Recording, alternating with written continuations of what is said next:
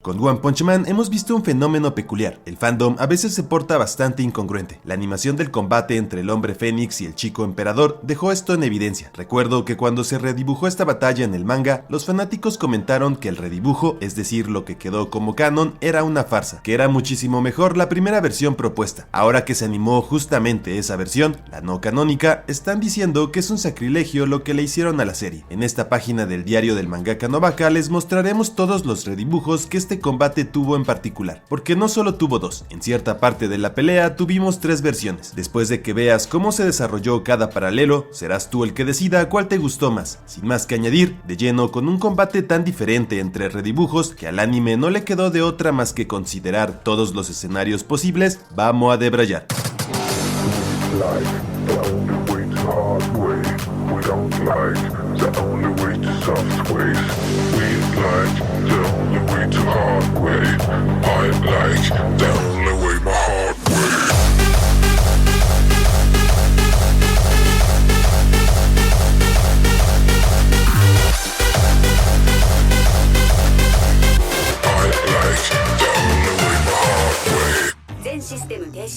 Como contexto, esta pelea tuvo tres versiones: la versión que fue propuesta al inicio, el primer redibujo, o sea la segunda versión, y lo que quedó como canon, la tercera versión. Entre la versión más vieja y el primer redibujo solo hay diferencias pequeñas. Detallitos: la versión canon por su parte cambió completamente la conclusión del combate. Vámonos por partes. La pelea entre el chico emperador y el hombre Fénix empezó con el renacimiento de este último. Si recordamos, el héroe clase S previamente ya había vencido una vez al Kaijin. Phoenix Man es un ejemplo representativo de los humanos que se convierten en Kaijins por un apego extremo a su traje o disfraz. El hombre Fénix en su vida humana fue la mascota de un popular programa llamado El Reino Animal. El personaje del ave atontada moría en cada show de diversas maneras. No obstante, sin importar cómo muriera, este renacía como nuevo para el siguiente episodio. Lamentablemente para Abelardo, el programa fue cancelado debido a su excesivo humor negro y este fue despedido en consecuencia. El rencor extremo que surgió en él y la negación de dejar de ser el personaje del ave atontada fueron los detonantes de su monsterificación. Ahora, una vez el hombre Fénix resurgió de las cenizas, su nivel de amenaza fue catalogado como dragón, el segundo tipo de amenaza más grande conocida en el mundo guamponchesco. Isamu, sabiendo que la mejor defensa es el ataque, dio inicio a los putazos con un escopetazo. Phoenix Man no solo neutralizó este ataque casi de inmediato, sino que contraatacó con una llamarada de viento incandescente. Como al chico genio no le quedaban más perros robots, tuvo que pelear él mismo contra su adversario. Todo el inicio del combate es igual en la primera y segunda versión. El canon lo que hizo fue mejorar algunos paneles, como la escopeta de Lima. Esta arma en las versiones primordiales solo se mostró siendo disparada. En el canon se detalló ya el ensamblaje. También anexaron cómo salió Isamu de la burbuja protectora. Creo que en general hicieron más épica la presentación del chico emperador armadura de combate. Lamentablemente para Isa, sus planes no salieron como quería. La pared transparente que previamente había contenido a Phoenix Man para esta nueva evolución resultó risible. Las lágrimas del chico emperador en los paneles que vemos en pantalla se debían a que pese a toda su genialidad y a considerar todos los posibles escenarios, había sido sorprendido por un Kaijin que ni siquiera era un ejecutivo. No se creía que de todos los oponentes en los cuarteles Monster, un tipo como Phoenix Man fuera el que provocara la liberación de su arma secreta. El gigante valiente es un mecha enorme que el mismo Isamu pilotea. Es hasta este punto cuando se introdujo el primer cambio entre la primera y segunda versión, el panel donde presentan al gigante valiente. Me imagino que la segunda versión quiso presentar a Phoenix Man más vulnerable ante el nuevo mecha. Este panel fue el que terminó quedando también en la versión canon, que de hecho en la versión canon mejoraron bastante algunos intercambios entre los combatientes. El primer golpe a Phoenix Man es un ejemplo. La secuencia estuvo más detallada. Además nos muestran la versión cuerpo completo de Isamu con gorrita dentro de su mecha. Ahora, si se dieron cuenta, el modelo del gigante valiente cambia entre la primera y segunda versión. Esto el mismo Murata lo tuiteó en su tiempo. Consideró que el primer modelo del gigante parecía un robot producido en masa. No tenía personalidad, carecía de los gadgets que el mecha de Isamu tendría. Por eso en la segunda versión, el gigante valiente fue diseñado con más artilugios. También quería que el hombre Fénix tuviera más movilidad, por lo que redibujó completamente el capítulo 99 del manga y anexó nuevas transformaciones. En la primera versión, el mecha valiente empieza atacando a mano pelada. En el segundo y tercer paralelo, este invoca un escudo y espada. El segundo ataque coincide entre la primera y segunda versión. El chico emperador prosiguió la ofensiva lanzando lanzando misiles a distancia. Phoenix Man evitó el ataque liberando múltiples señuelos aéreos. ¿Qué hizo la versión canon? Después de cargar su espada y escudo, el chico emperador es transportado al espacio del Fénix, un plano paralelo controlado por el Kaijin. En la versión canon, uno de los detalles más peculiares es que Phoenix Man posee un área mental existente dentro de su traje, conocida como el espacio del Fénix. Esta área espiritual, en pocas palabras, es el reflejo de la psique del Kaijin. Fue en este plano en donde el hombre Fénix trató de reclutar a Isamu como aliado. Según el Kaijin, el chico emperador tenía todo el potencial para ser un monstruo creado a partir de un traje. Isamu genuinamente dependía mucho de sus creaciones. El mismo gigante valiente era una armadura de combate. Al héroe clase S, como se esperaría, no le interesaba convertirse en el compañero de Phoenix Man, y menos formar otra asociación de monstruos aún más grande que la actual, por lo que su respuesta fue la esperada. Reinició los putazos sin demora. En esta parte empiezan las diferencias más notables entre la primera y segunda versión. De la canon ya hablaremos más tarde. Como comentó Murata, a Phoenix Man en la segunda versión se le dio más movilidad. Esto implicó más transformaciones, mientras que en la primera versión el gigante valiente liberó pequeños mechas contra el hombre Fénix y este último, sin sudar una sola gota, los derrotó. En la segunda versión tuvimos al modo halcón fuego de Fénix. Esta fase no solo aumentó considerablemente la velocidad del ave atontada, sino que con su ataque de garras fundidas causó daño considerable en el mecha. En el segundo paralelo, la liberación de los pequeños valientes fue hasta este punto. Fue justo por el ataque de los mini mechas que Phoenix Man nos mostró otra de sus fases, su modo halcón prominente. Este modo le permite a Phoenix Man absorber la energía de los ataques recibidos. Esto significó la asimilación del poder obtenido y la proyección del mismo de vuelta. Esto destruyó al toque a los pequeños gigantes. Fue posterior a que el hombre Fénix se diera cuenta que el chico emperador trataba de acabar el combate rápidamente, que el Kaijin cambió su estrategia de ataque, concentró su ofensiva en el rehén. En la segunda versión vimos incluso un navajazo por parte de Isamu. Fueron los ataques a Waganma lo que cambió la postura del chico emperador de ataque a defensa. Cuando el gigante valiente defiende al hijo del burgués en la segunda versión, hasta le duplicaron los escudos, güey. Mientras Phoenix Man fantaseaba con dejar a Isamu sin armas a merced de los Kaijins, este picó nuevamente el anzuelo. Cayó en el escudo irritante. Este plástico pegajoso mantuvo al hombre Fénix quieto el tiempo suficiente para que Isamu conectara su segundo golpe. En la segunda versión, esta pared cambia a un escudo electromagnético, 100 veces más resistente que su escudo normal. Con este panel del puño gigante termina la versión más antigua del manga, la primera versión. De ahí en adelante, Murata siguió solo con la segunda versión y con la canon. Ahora, la versión canon se quedó con las transformaciones que presentaron en la segunda versión, solo que las secuencias cambiaron un poco el orden de los hechos. Creo que sin dudas, nuevamente, la versión canon muestra ser superior, al menos en cuanto al arte se refiere. En la secuencia de huida del Fénix, la versión canon quedó mucho mejor visualmente. Murata se aventó unos paneles más mamalones. En la versión canon, Abelardo también fue frenado por un campo electromagnético. Aquí también explican que el modo prominencia full power podía generar 10.000 grados centígrados de temperatura al contacto. Esto mostró quemar a Isamu incluso a través de su mecha. Ahora, en la segunda versión, el golpe del chico emperador fue casi frenado por el hombre Fénix. Isamu tuvo que liberar toda la potencia de su gigante valiente para concretar el intercambio. Si no vencía a Phoenix Man ahí mismo, este solo renacería con un nuevo power-up. En la versión canon, por su parte, Isamu, al ver en su radar que se encontraba muy cerca de una fuente acuífera, este usó todo su poder para llegar a la misma. Acá el chico emperador mostró una confusión bastante humana y comprensible. Pese a que no quería unirse a los monstruos, nadie en la asociación de héroes lo había tratado de la forma en la que lo había tratado el hombre Fénix, como un aliado del mismo nivel, de igual a igual. Que le pidiera prestada su fuerza de la manera en que lo hizo, por lo visto significó bastante para el chamaco, lo que nos lleva al subterráneo y a la nueva fase de este combate. En la segunda versión, como Isamu temió, posterior a recibir el megapuño máxima potencia del mecha valiente, Phoenix Man resurgió de las cenizas aún más bravo que nunca, con una nueva forma, su modo águila de diamante, la efigie literal de la victoria a través de la perseverancia. El modo diamante fue superlativo a sus antiguas formas, le voló un brazo al gigante sin ninguna dificultad. La cara de Isamu deja en claro su level. Es acá cuando se puso aún más peleaguda la cosa para el chico monchero. Los cadáveres que vemos en pantalla son el pueblo subterráneo. Resulta que uno de los poderes que la nueva forma del hombre Fénix otorga es la de reanimar cadáveres como zombies. Según Phoenix Man, lo que el traje de pájaro le había comentado era que cuando activaba su energía vital al límite, esta se irradiaba externamente. Esto propiciaba actividades que simulaban la vida. Creaba zombies, pues. Sobra decir que para Isamu, pelear en un cementerio de subterráneos no resultó para nada alentador. Su situación pasó de un combate 1 a 1 a una pelea entre un ejército y un solo cabrón. De hecho, para el hombre Fénix, si Isamu moría portando su mecha, este mismo podría transformarse en un Kaijin de poder considerable. Para colmo del chico clase S, entre los guerreros resucitados se encontraban Hellfire Fire Flame y Gale Wind, ni más ni menos. Esto aumentó la chinga exponencialmente. Para este momento, Phoenix Man se sentía como un dios. Ni Gyoro ni Orochi poseían poderes como los suyos. Con su habilidad, podía crear un ejército de muertos vivientes a su mando. Incluso podría derrotar a los ejecutivos si se diera la oportunidad. La versión canon posterior al megapuñetazo subterráneo introdujo otro de los cambios más notables entre paralelos, la participación de Saitama en todo este desmadre. Saitama, el cual se encontraba cerca del combate, fue arrastrado por el agua que subió de nivel debido al impacto de los combatientes. Fue así como el Pelonchas llegó al terreno de los putazos. En la versión canon, el hombre Fénix nos mostró un ataque que literalmente liberaba a un gigantesco iceberg sobre su adversario. Esto venía de la mano de un traje pingüino. En esta parte de la pelea, Phoenix Man volvió a intentar convencer a Isamu de que se uniera a su causa, nuevamente en el espacio del Fénix. En esta ocasión, el Kaijin casi convencía al chamaco. No obstante, justo en ese momento, Saitama regresó a escena. Esto es un guionazo si me preguntan. El espacio del Fénix es un área mental. ¿Cómo entró Saitama? Rompiéndola con un puñetazo. Una vez Saitama entró al espacio del Fénix, este intimidó lo suficiente a Phoenix Man como para que disolviera su área mental. Fue precisamente cuando el chico emperador regresó al mundo normal que recibió la palmadita en la espalda que tanto había deseado de sus colegas héroes. Zombie Man le agradeció estar de su lado. La ayuda de Isamu en la operación de exterminio Kaijin había sido vital e incalculable para la asociación heroica. Estas palabras provocaron lágrimas en los ojos del chico clase S. Con la convicción renovada, Isamu afrontó ahora sí el renacer del ejército de zombies subterráneos. En la versión canon, la armada renacida no atacó per se, sino que contuvo al chico emperador en un lugar fijo. Esto con la intención de que una célula Kaijin fuera consumida por Isamu. En esta situación, el héroe clase S literal peleó con uñas y dientes. El speech que se avienta el chico en esta parte es bastante chido. Isamu no buscaba fuerza superficial como la monsterificación. En el caso del hombre Fénix, esto significaba que un traje lo controlaba. Él prefería seguir el ejemplo de un héroe más aspiracional. Cuando el chico dijo esto, fue Zombie Man la persona que visualizó. En la versión canon, fue Saitama el encargado de proteger al pequeño de Waganma, mientras Isamu prosiguió con su combate. El ataque Gigavolt pulverizó efectivamente a los enemigos circundantes. También fue el Pelonchas quien salvó al héroe clase S de ser acribillado por Phoenix Man. Detuvo su ataque para posteriormente regresar a su rol de espectador. En la segunda versión, o sea la no canónica, Isamu recibió los refuerzos que tanto necesitaba. Fueron estos pequeños mechas los que separaron al niño malcriado del Kaijin Level Dragón. Sin el rehén de por medio, Isamu liberó el máximo poder de su traje, desintegrando a todos los enemigos circundantes en consecuencia, shinobis incluidos. Posterior a liberar el masivo ataque, los refuerzos crearon un nuevo brazo de combate, el cual reemplazó la extremidad perdida previamente. El ataque Emperador Millennium Nova fue tan mamador como su nombre sugiere. Generó un ataque continental. La magnitud del combo literal desmotivó a los héroes que lo vieron proyectado. Pese a que a primera impresión el hombre Fénix había perdido el combate, este mostró por qué es un Kaijin más fuerte que los mismísimos ejecutivos. Ni siquiera tuvo que renacer esta vez. Resistió el ataque como un macho. Para este punto, el mecha de Isamu se encontraba prácticamente destrozado con un 96% de daño. Ya no le quedaba nada de energía restante. Todos sus sistemas habían dejado de funcionar. El hombre Fénix, por su parte, se encontraba más que encabronado. Quería convertir a Isamu en carne molida. Con el ataque subsiguiente, el chico emperador se las jugó todas. Exponiendo su armadura, logró atrapar momentáneamente a Belardo dentro de la misma. Desafortunadamente para este, el amarre no duró ni un segundo. Ahora, el error que cometió el hombre Fénix durante todo el combate fue subestimar a Isamu, o sobreestimar sus habilidades, lo que nos lleva a la conclusión de la batalla. En la segunda versión del manga, el héroe clase S, cuando tuvo preso al ave atontada, logró introducir en el disfraz del Fénix su insecto cosquillas número 1. Este pequeño robot fue creado para moverse debajo de la ropa de un objetivo, produciéndole cosquillas hasta la asfixia. En esta versión, el hombre Fénix, desesperado por el insecto, se arrancó él mismo su traje. Como su transformación venía de la mano del poder de su disfraz, este al arrancárselo perdió sus habilidades, quedando completamente vulnerable ante Isamu, el cual después de patearle las bolas al Kaijin, lo desnudó literalmente a serruchazos. Una vez el chico emperador destrozó el disfraz del hombre Fénix, sus poderes de resurrección quedaron finalmente nulificados. En la versión canónica, cuando Isamu abandonó su mecha y encaró al hombre Fénix, este último también empezó su ataque de risa. Las dos diferencias con su versión previa fue que en este paralelo, el insecto que causó la caída del ave atontada fue el insecto cosquillas número 3, no el 1, y que en esta versión, Phoenix Man, más que arrancarse el traje, este rehusó quitárselo hasta implosionar. El ave atontada era el núcleo de su ser. Quitarse el traje significaría negarlo. Ante esta negativa y ante la imposibilidad de parar el ataque de risa, Phoenix Man nos mostró una nueva fase, su modo polluelo, una amenaza menor al nivel lobo, el rango más bajo de amenaza entre los Kaijins. En la versión canónica podríamos decir que Phoenix Man recibió un reset más amigable. Posteriormente se le vio hasta siendo útil. Parece que la rehabilitación rehabilitación de este Kaijin es una certeza en la versión que quedó. De hecho, si contamos al webcómic, hay 4 versiones de esta pelea, solo que en el cómic digital, Phoenix Man muere en el primer encuentro que tiene con Isamu. Es acribillado sin ton ni son para no volver jamás. Creo que uno de los puntos en los cuales la versión canon es más trascendental para lo que estamos viendo en el manga es la escena de la llamada de Zombie Man a Isamu. El chico emperador, con las palabras del hombre zombie, recuperó la convicción de ser un héroe de la asociación. Esto resulta importante cuando hablamos del arco de los neohéroes y la infiltración del chico emperador entre sus filas, ya que si este no hubiera recibido las palabras de agradecimiento de su Nakama, igual y hasta se unía por convicción propia a los neohéroes, lo que nos lleva a la versión que animaron en la tercera temporada. No creo conocer otro ejemplo de serie que no animó sucesos canónicos como One Punch Man, o mejor dicho, que ignoró la versión canónica. Comenta debajo si conoces algún otro caso. Esto resulta bastante arriesgado por parte de JC Staff y las personas detrás de esta temporada. No obstante, creo que es un gran acierto. Al menos a mí todo el choro del espacio del Fénix y la evangelización de Isamu me gustó menos que el combate presentado en la segunda versión del manga. Así que cuando vi que justamente esta versión fue la animada, me resultó una bocanada de aire fresco. Lo que me lleva al último punto del debraye, lo que comenté al inicio del video, la incongruencia del fandom respecto a este combate. Si tuviera que dar puntos a favor y en contra de la versión canon y las no canon, serían los siguientes. La primera versión es la peorcita, podríamos decir que es el borrador. Este sirvió como lienzo para las versiones definitivas. La segunda versión es personalmente mi favorita. Se enfoca en el combate entre uno de los Kaijins más fuertes jamás mostrados en la serie y el chico emperador, una de las jóvenes promesas heroicas. Las transformaciones de Phoenix Man estuvieron chingonas y la batalla siempre me mantuvo al borde de la butaca. Isamu por momentos se vio en verdadero peligro. Eso fue lo que no me gustó de la versión canon. La intervención de Saitama le quita la sensación de peligro mortal que se sentía en su versión previa, como pasó con la escena que vemos en pantalla. Con Saitama presente se te quita todo el nervio porque sabes que el pelonchas intervendrá si todo se sale de control. Que Isamu pudiera morir de un rato a otro es lo que a mi parecer hace superior la segunda versión del manga, la que animaron en esta tercera temporada. Eso sí, si en algo supera a sus demás versiones, la versión canónica es en el arte. La versión canon sin duda tiene los paneles más mamadores. El arte se pulió a niveles exquisitos. Otra cosa que me gustó más en esta versión es que Phoenix Man nunca negó su traje. El hombre Fénix fue fiel hasta el final con el ave atontada u obsesivo. El hecho de que no se quitara el traje por más que eso significara morir por asfixia es más congruente para el personaje. ¿Y a ti? ¿Qué detalles te latieron más de cada multiverso y cuáles no tanto? Eso fue todo en otra página del diario del mangaka Novaka. Si quieres más páginas de One Punch Man, las obras de One y demás tópicos animescos en general, dona tu like a la causa y comparte el video con tu clica. Saludos y agradecimientos especiales a los miembros del canal. Son el escuadrón más leal que pudiéramos desear. Sin más que añadir, esperando que el manga y el webcómic sigan igual de buenos este año, me despido. Taktulakin, mangakas.